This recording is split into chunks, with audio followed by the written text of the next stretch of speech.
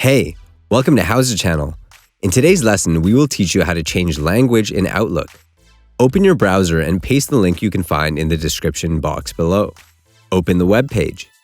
Click on Sign In and log into your Microsoft account.